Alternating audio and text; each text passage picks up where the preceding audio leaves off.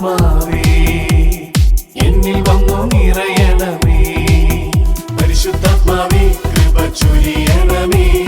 പരിശുദ്ധാത്മാവേ ശക്തി പകരണമേ. പരിശുദ്ധാത്മാവേ കൃപ ചൊരിയണമേ. പരിശുദ്ധാത്മാവേ ശക്തി പകരണമേ. നിത്യസ്തുതിക്കേറ്റവും യോഗ്യമായ പരിശുദ്ധ പരമ ദിവ്യകാരുണ്യത്തിന് നിത്യസ്തുതിക്കേറ്റവും യോഗ്യമായ പരിശുദ്ധ പരമ ദിവ്യകാരുണ്യത്തിന് ആരാധനയും സ്തുതിയും പുകഴ്ചയും ഉണ്ടായിരിക്കട്ടെ. നിത്യസ്തുതിക്കേറ്റവും യോഗ്യമായ പരിശുദ്ധ പരമ ദിവ്യകാരുണ്യത്തിന് ആരാധനയും സ്തുതിയും പുകഴ്ചയും ഉണ്ടായിരിക്കട്ടെ. സഹോദരരെ, നാം കൃപയുടെ സമയത്തിലേക്ക് പ്രവേശിക്കുമ്പോൾ നമ്മളിതിനെ പൂർണ്ണമായും കർത്താവിൻ്റെ കരങ്ങളിലേക്ക് സമർപ്പിച്ച് നമുക്ക് പ്രാർത്ഥിക്കാം. നമ്മൾ പുതിയൊരു വർഷത്തിലേക്ക് പ്രവേശിക്കുമ്പോൾ ഈ ഒരു പുതുവത്സരത്തിലേക്ക് പ്രവേശിക്കാൻ സാധിച്ചത് തന്നെ ദൈവത്തിൻ്റെ വലിയ സ്നേഹവും കരുണയും കൊണ്ടാണെന്ന് നമുക്ക് തിരിച്ചറിയാം. നമ്മുടെ ഓരോരുത്തരുടെയും ജീവിതത്തിൽ നല്ലവനായ ദൈവം എപ്രകാരമാണ് പ്രവർത്തിച്ചതെന്നും കഴിഞ്ഞ ഒരു വർഷക്കാലം നമ്മളെ ഓരോരുത്തരെയും യാതൊരു ആപത്തും കൂടാതെ കാത്തു പരിപാലിക്കുകയും വഴി നടത്തുകയും ചെയ്ത നിമിഷങ്ങളെക്കുറിച്ച് ഓർത്ത് നമുക്ക് ദൈവത്തിന് പ്രത്യേകം നന്ദി അർപ്പിക്കാം. കർത്താവേ, കഴിഞ്ഞ ഒരു വർഷത്തേക്ക് ഞാൻ പിന്തിരിഞ്ഞ് നോക്കുമ്പോൾ എൻ്റെ ജീവിതത്തിൽ ഒത്തിരിയേറെ സംഭവങ്ങൾ അരങ്ങേറിയിട്ടുണ്ട്. പലപ്പോഴും ഒത്തിരിയേറെ വേദനയിലൂടെ കടന്നുപോയ നിമിഷങ്ങൾ എൻ്റെ ജീവിതത്തിലേക്ക് കടന്നു വന്നിട്ടുണ്ട്. അതുപോലെ തന്നെ ഒത്തിരി സന്തോഷിക്കാൻ സാധിച്ച നിമിഷങ്ങളും എൻ്റെ ജീവിതത്തിലുണ്ടായിരുന്നു. ഞാൻ പ്രതീക്ഷിച്ച പല കാര്യങ്ങളും എൻ്റെ ജീവിതത്തിൽ നടന്നു. എന്നാൽ അപ്രതീക്ഷിതമായ ചില കാര്യങ്ങൾ എന്നെ ഒത്തിരിയേറെ വേദനയിലേക്കും തള്ളിയിട്ടിട്ടുണ്ട്. എന്നാൽ അതെല്ലാം അങ്ങയുടെ പദ്ധതിയായിരുന്നു എന്ന് ഞാൻ തിരിച്ചറിയുന്നു. ഒരുപക്ഷെ അങ്ങയിലേക്ക് കൂടുതലായിട്ട് അടുക്കുവാൻ വേണ്ടി അങ്ങ് നൽകിയ മുന്നറിയിപ്പുകളായിരുന്നു അതൊരോന്നും. ചില അവസരങ്ങളിലെല്ലാം അത് മനസ്സിലാക്കാതെ അങ്ങയെ വേദനിപ്പിച്ചു പോയിട്ടുണ്ട്. അങ്ങയെ കുറ്റപ്പെടുത്തി സംസാരിച്ചിട്ടുണ്ട്. എൻ്റെ വിശ്വാസ ജീവിതത്തിൽ നിന്നും ഞാൻ പാടെ അകന്നു പോയിട്ടുണ്ട്. കർത്താവേ, എന്നോട് ക്ഷമിക്കണമേ. ഈ ഒരു പുതിയ വർഷത്തിലേക്ക് ഞാൻ പ്രവേശിക്കുമ്പോൾ ഒത്തിരിയേറെ പ്രതീക്ഷയോടെ പ്രത്യാശയോടെ അങ്ങയെ ഞാൻ സമീപിക്കുകയാണ്. കർത്താവേ, ഒത്തിരിയേറെ നല്ല തീരുമാനങ്ങൾ എടുക്കാൻ എനിക്ക് സാധിക്കണം. ഞാനെടുത്ത തീരുമാനങ്ങളിൽ ഉറച്ചു നിൽക്കുവാനുള്ള ശക്തി എനിക്ക് ലഭിക്കണം. അതുപോലെ തൻ്റെ ജീവിതത്തിലേക്ക് കടന്നു വരുന്ന വെല്ലുവിളികളെ അങ്ങയിൽ ആശ്രയിച്ച് നേരിടുവാൻ എനിക്ക് സാധിക്കണം. ഒരിക്കലും തളർന്നു പോകാതെ എല്ലാം വിശ്വാസത്തിലെടുത്തുകൊണ്ട് മുന്നോട്ട് പോകുമ്പോൾ കർത്താവേ, അങ്ങയെ മഹത്വപ്പെടുത്തുന്ന ഒരു ജീവിതം എനിക്ക് നയിക്കുവാൻ സാധിക്കും. ആ ഒരു കൃപയ്ക്ക് വേണ്ടി ഈ കൃപയുടെ സമയം ഞാൻ ആത്മാർത്ഥമായിട്ട് പ്രാർത്ഥിക്കുന്നു. കർത്താവേ, എൻ്റെ പ്രാർത്ഥന കേൾക്കണമേ. പ്രിയമുള്ളവരെ, നമ്മുടെ ഓരോരുത്തരുടെയും ജീവിതത്തിൽ കർത്താവ് നിരന്തരം ചൊരിഞ്ഞുകൊണ്ടിരിക്കുന്ന അനുഗ്രഹങ്ങളെക്കുറിച്ച് ഓർക്കുമ്പോൾ ഇന്നേ ദിവസം ജനുവരി 1 തിരുസഭ പരിശുദ്ധ ദൈവമാതൃത്വ തിരുനാളും കൊണ്ടാടുകയാണ്. ദൈവമാതാവായ പരിശുദ്ധ മറിയം, മറിയത്തെ ദൈവത്തിൻ്റെ മാതാവ് എന്ന് നമ്മൾ വിളിക്കുന്നത് എന്തുകൊണ്ടാണ് എന്ന് ചോദിച്ചു കഴിഞ്ഞാൽ, പുത്രനായ ദൈവം ഈ ലോകത്തിലേക്ക് കടന്നു വന്നപ്പോൾ അവൻ പൂർണ്ണമായും മനുഷ്യനായിരുന്നോ അതോ ദൈവമായിരുന്നോ എന്നൊരു ചർച്ച ആദിമസഭയിലുണ്ടായിരുന്നു. എന്നാൽ ആർക്കും സംശയമില്ലാതെ പറയാൻ സാധിച്ച ഒരു കാര്യം, മറിയത്തിൻ്റെ ഉദരത്തിലേക്ക് കടന്നു വന്ന ആ നിമിഷം അവൻ പൂർണ്ണമായും ദൈവമായിരുന്നു എന്നുള്ളതാണ്. അതുകൊണ്ട് തന്നെ അവിടുത്തെ വഹിച്ച ഉദരം അത് അനുഗ്രഹീതമാണ്.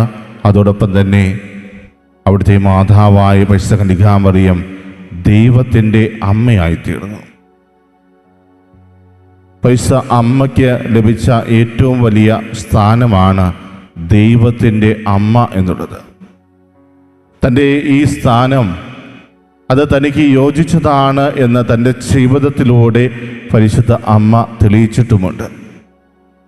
പലപ്പോഴും നമുക്ക് മനസ്സിലാക്കാൻ പറ്റാത്ത സാഹചര്യങ്ങളിലൂടെ കടന്നു പോയപ്പോഴും തന്നെ ഏൽപ്പിച്ചിരിക്കുന്ന ദൗത്യം എന്താണ് എന്ന് കൃത്യമായി മനസ്സിലാക്കിക്കൊണ്ടാണ് പരിശുദ്ധ കന്യകാമറിയം പ്രതികരിക്കുകയും ജീവിക്കുകയും ചെയ്തത്. പല അവസരങ്ങളിലും നമ്മളായിരുന്നു പരിശുദ്ധ കന്യകാമറിയത്തിൻ്റെ സ്ഥാനത്തെങ്കിൽ തീർച്ചയായും അതിന് എതിർപ്പ് പ്രകടിപ്പിക്കാൻ സാധ്യതയുണ്ട്. എന്നാൽ ദൈവത്തിൻ്റെ ഹിതത്തിന് മുമ്പിൽ തന്നെ വിട്ടു നൽകുന്ന അല്ലെങ്കിൽ പൂർണ്ണമായി സമർപ്പിക്കുന്ന ഒരു മനോഭാവമായിരുന്നു പരിശുദ്ധ കന്യകാമറിയത്തിൻ്റേത്. ഗബ്രിയേൽ ദൂതൻ അവളുടെ ജീവിതത്തിലേക്ക് കടന്നു വന്ന ആ നിമിഷം മുതൽ പിന്നീട് അവളുടെ ജീവിതത്തിൽ അരങ്ങേറിയ ഓരോ സംഭവങ്ങളിലും നമുക്ക് കാണുവാൻ സാധിക്കുക അതുതന്നെയാണ്. പരിശുദ്ധ കന്യകാമറിയത്തിൻ്റെ വ്യാകുലങ്ങളെക്കുറിച്ചെല്ലാം നമ്മൾ ധ്യാനിക്കുമ്പോൾ ഒരു സാധാരണക്കാരിയായിരുന്നു പരിശുദ്ധ കന്യകാമറിയത്തിൻ്റെ സ്ഥാനത്തെങ്കിൽ എങ്ങനെയായിരിക്കും പ്രതികരിക്കുക? എന്നാൽ പരിശുദ്ധ കന്യകാമറിയം നമ്മുടെ ജീവിതത്തിൽ വലിയ മാതൃകയായിട്ട് മാറുന്നത് ആ അവസരങ്ങളിൽ അവൾ എടുത്ത ഉചിതമായ തീരുമാനങ്ങൾ കൊണ്ടാണ്. പ്രിയമുള്ളവരെ, ഒരു കന്യകയുടെ അടുത്തേക്ക് ഒരു ദൂതൻ കടന്നു വന്ന് പെട്ടെന്നൊരു നിമിഷം പറയുകയാണ്, നീ ഗർഭം ധരിക്കാൻ പോകുന്നു. വിവാഹ നിശ്ചയം കഴിഞ്ഞ ഒരു പെൺകുട്ടിയോടാണ് ഇത് പറയുന്നത് എന്നോർക്കുക. പക്ഷേ എല്ലാം കേട്ടുകഴിഞ്ഞപ്പോൾ അതെല്ലാം വിശ്വാസത്തിൽ ഏറ്റെടുക്കുവാൻ പരിശുദ്ധ കന്യകാമറിയത്തിന് സാധിച്ചു എന്നുള്ളതാണ്. ഇതാ കർത്താവിൻ്റെ ദാസി, നിന്റെ വചനം എന്നിൽ ഭവിക്കട്ടെ എന്ന് പറഞ്ഞുകൊണ്ട് ദൈവത്തിൻ്റെ ഹിതത്തിനു മുമ്പിൽ തന്നെ പൂർണ്ണമായി സമർപ്പിക്കുന്ന പരിശുദ്ധ കന്യകാമറിയം ആ നിമിഷം മുതൽ ദൈവത്തിൻ്റെ മാതാവാകാൻ താൻ പൂർണ്ണമായും അർഹയാണ് എന്ന് തെളിയിക്കുകയായിരുന്നു. ഏതൊരു യഹൂദ സ്ത്രീയെ സംബന്ധിച്ചും ഏറ്റവും അനുഗ്രഹദായകമായ നിമിഷമായിരുന്നു രക്ഷകൻ തൻ്റെ ജീവിതത്തിലേക്ക് കടന്നു വരിക എന്നുള്ളത്. ആ ഒരു ഭാഗ്യം പരിശുദ്ധ കന്യകാമറിയത്തിനാണ് ലഭിച്ചത്. പിന്നീട് എലിസബത്തിനെ സന്ദർശിക്കുന്ന വേളയിൽ പരിശുദ്ധാത്മാവിൻ്റെ അഭിഷേകത്താൽ എലിസബത്ത് വിളിച്ചു പറയുന്നുണ്ട്, എൻ്റെ കർത്താവിൻ്റെ അമ്മ എന്നെ കാണാൻ വന്നത് എന്തുകൊണ്ടാണ്? അതിനുള്ള ഭാഗ്യം എനിക്ക് ലഭിച്ചതിനെ ഓർത്ത് ദൈവത്തിന് നന്ദി പറയുന്നു. അതോടൊപ്പം തന്നെ എലിസബത്ത് കൂട്ടിച്ചേർക്കുന്ന ഒരു കാര്യമാണ്, ദൈവം അരുൾ ചെയ്ത കാര്യങ്ങൾ നിറവേറുമെന്ന് വിശ്വസിച്ചവൾ ഭാഗ്യവതി. ദൈവം നൽകിയ വാഗ്ദാനങ്ങളെല്ലാം തന്നെ നിറവേറാനുള്ളതാണ് എന്ന് പൂർണ്ണമായി വിശ്വസിച്ച പരിശുദ്ധ കന്യകാമറിയം ആ നിമിഷം മുതൽ ദൈവത്തിൻ്റെ അമ്മയായി മാറുന്ന കാഴ്ചയാണ് നമുക്ക് കാണുവാൻ സാധിക്കുക. പിന്നീട് യേശുവോടൊപ്പമുള്ള അവളുടെ ജീവിതം നമുക്കെല്ലാവർക്കും വലിയ മാതൃകയായിട്ട് മാറുന്നു. പല അവസരങ്ങളിലും വേദനാജനകമായ ഒത്തിരിയേറെ കാര്യങ്ങൾ അവളുടെ ജീവിതത്തിൽ സംഭവിച്ചിട്ടുണ്ട്. പക്ഷേ അതൊന്നും വകവയ്ക്കാതെ ഇതെല്ലാം ദൈവത്തിൻ്റെ ഹിതമനുസരിച്ചാണ് നടക്കുന്നത് എന്ന പൂർണ്ണമായ ബോധ്യത്തോടെ അവൾ സഞ്ചരിക്കുന്നത് നമ്മൾ സുവിശേഷങ്ങളിൽ കാണുന്നു. യേശുനാഥൻ ഈ ലോകത്തിൽ നിന്ന് കടന്നു പോകുന്ന വേളയിലും പരിശുദ്ധ കന്യകാമറിയം എന്താണ് ചെയ്തത്? അവൻ കൂട്ടിച്ചേർത്തവരെ ചിതറിച്ചു കളയാതെ ഒരുമയോടെ കാത്തു പരിപാലിക്കുന്ന ഒരു അമ്മയുടെ സ്നേഹം. കാൽവരി മലയിൽ വെച്ച് ഇതാ നിന്റെ മകൻ എന്ന് യോഹന്നാനെ കൈപിടിച്ചേൽപ്പിക്കുമ്പോൾ ഒന്ന് ആലോചിച്ച് നോക്കുക. ആ നിമിഷം അവൾ ഏറ്റെടുത്തത് നമ്മെ ഓരോരുത്തരെയുമാണ്. കർത്താവിൻ്റെ അനുയായികളായിട്ട് മാറുന്ന നമ്മളെ ഓരോരുത്തരെയും ആ പരിശുദ്ധ കന്യകാമറിയം അന്ന് ചേർത്ത് പിടിച്ചു. ഇന്നും അമ്മ നമുക്കെല്ലാവർക്കും വലിയൊരു സംരക്ഷണമായി ശക്തിയായി കൂടെ ഉണ്ട് എന്നുള്ളതാണ് നമ്മളെ ഓരോരുത്തരെയും സന്തോഷിപ്പിക്കുന്ന ഒരു കാര്യം. പ്രിയമുള്ളവരെ, ഇന്ന് ദൈവമാതാവിൻ്റെ തിരുനാൾ നമ്മൾ കൊണ്ടാടുമ്പോൾ മാതാവിൻ്റെ പ്രത്യേകമായ മാധ്യസ്ഥം നമുക്ക് തേടാം. കാരണം ആ മാതാവിലൂടെയാണ് പിതാവായ ദൈവം തൻ്റെ കരുണ പൂർണ്ണമായും നമുക്ക് വെളിപ്പെടുത്തിയത്. തൻ്റെ കരുണയുടെ മുഖം ആ മാതാവിലൂടെയാണ് ഈ ലോകത്തിന് അവിടുന്ന് പകർന്നു നൽകിയത്. ആ മാതാവിൻ്റെ ഉദരത്തിലേക്കാണ് തൻ്റെ ഏകജാതനെ ആ പിതാവായ ദൈവം അയക്കുന്നത്. അതെല്ലാം നമ്മളോട് കരുണ കാണിക്കുവാൻ വേണ്ടി ദൈവം ചെയ്യുന്ന കാര്യങ്ങളാണ്. തൻ്റെ ഏകജാതന് ഈ ലോകത്തിലേക്ക് കടന്നു വരുവാൻ ഏറ്റവും യോഗ്യമായ വാസസ്ഥലം അത് പരിശുദ്ധ കന്യകാമറിയത്തിൻ്റെ ഉദരം തന്നെയായിരുന്നു. ഇസ്രായേൽ ജനത വാഗ്ദത്ത ദേശത്തേക്ക് യാത്ര ചെയ്യുമ്പോൾ അവരുടെ ജീവിതത്തിൽ ദൈവത്തിൻ്റെ സാന്നിധ്യമടങ്ങുന്ന വാഗ്ദാന പേടകമുണ്ടായിരുന്നു. ആ പേടകം വഹിച്ചുകൊണ്ട് അവർ യാത്ര ചെയ്യുമ്പോൾ അവർക്ക് ലഭിച്ചിരുന്ന ധൈര്യം അത് അവരെ എല്ലാ ശത്രുക്കളിൽ നിന്നും രക്ഷിക്കുകയുണ്ടായി. അത് തങ്ങളുടെ കൂടെ ഉള്ളപ്പോൾ തങ്ങളെ ആർക്കും തൊടാൻ സാധിക്കില്ല എന്ന ഒരു വലിയ ആത്മവിശ്വാസം അവരുടെ യാത്രയിൽ പ്രകടമായിരുന്നു. ജോർദാൻ നദി കടന്ന അക്കരെ എത്തുന്ന വേളയിൽ പോലും ആ വാഗ്ദാന പേടകം അവർ കൈകളിൽ കരുതിയപ്പോൾ അതവർക്ക് കരുത്തു പകർന്നു. അതുപോലെ പുതിയ നിയമത്തിലെ വാഗ്ദാന പേടകമായ പരിശുദ്ധ കന്യകാമറിയം നമ്മുടെ ഒപ്പം സഞ്ചരിക്കുകയാണെങ്കിൽ അത് നമുക്കും ധൈര്യമാണ്. നമ്മളെ ഓരോരുത്തരെയും സംരക്ഷിച്ചു നിർത്തുന്ന ഒരു സംരക്ഷണ വലയമാണ് പരിശുദ്ധ കന്യകാമറിയത്തിൻ്റെ സാന്നിധ്യം എന്ന് പറയുന്നത്. ദൈവത്തെ വഹിച്ച ഉദരത്തിൻ്റെ ഉടമയാണ് പരിശുദ്ധ കന്യകാമറിയം. അതിനാൽ തന്നെ ദൈവത്തിൻ്റെ പ്രത്യേകമായ സാന്നിധ്യം നിരന്തരം അനുഭവിച്ചവൾ. ആ അമ്മ നമ്മുടെ കൂടെ ഉള്ളപ്പോൾ, ആ അമ്മ നമ്മുടെ കരം പിടിക്കുമ്പോൾ ഒരിക്കലും നമുക്ക് വഴിതെറ്റുവാൻ സാധിക്കില്ല. കാരണം തന്നെ ഏൽപ്പിച്ചവരെ കർത്താവിൻ്റെ സന്നിധിയിൽ എത്തിക്കും എന്ന വാശിയോടെ നമ്മുടെ കൂടെ നടക്കുന്നവളാണ് പരിശുദ്ധ കന്യകാമറിയം എന്ന് തിരിച്ചറിയുക. ഇന്ന് ഈ തിരുമണിക്കൂറിൽ നാം ഓരോരുത്തരുമായിരിക്കുമ്പോൾ നമ്മളെല്ലാവരും രക്ഷ പ്രാപിച്ചത് കർത്താവ് നമുക്ക് വേണ്ടി കാൽവരി മരിച്ചതിൻ്റെ അനുസ്മരണത്തിലാണ് നാം ഓരോരുത്തരും. നമ്മളെ രക്ഷിച്ച ആ മണിക്കൂറിൻ്റെ അനുസ്മരണം. അവിടെ പരിശുദ്ധ കന്യകാമറിയത്തിനും പ്രത്യേകമായ ഒരു സ്ഥാനമുണ്ട് എന്ന് തിരിച്ചറിയുക. അതോടൊപ്പം തന്നെ അമ്മ ഇന്നും നമ്മോടൊപ്പം സഞ്ചരിക്കുന്നവളാണ് എന്ന ബോധ്യത്തിലേക്ക് കടന്നു വരിക.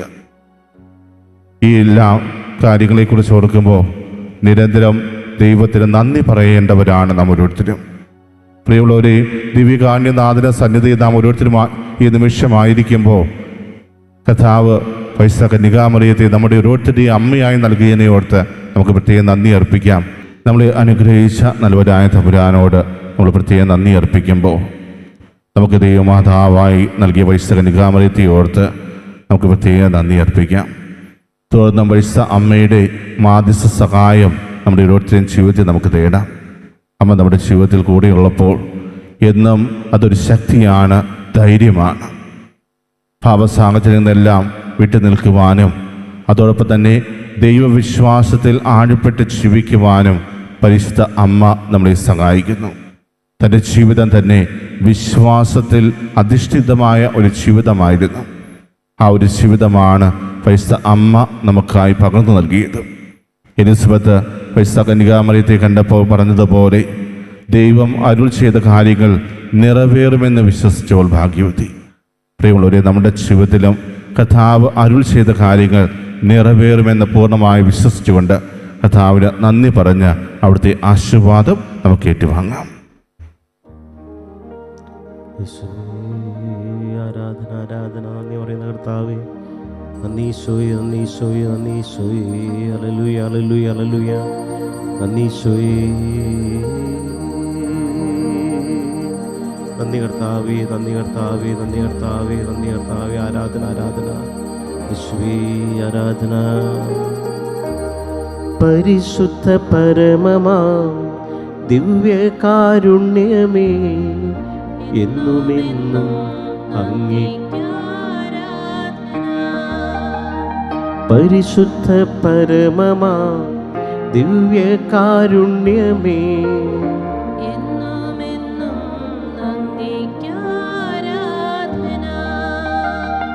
പരിശുദ്ധ പരമമാം ദിവ്യകാരുണ്യമേ, എന്നുമെന്നും അങ്ങേക്കാരാധന.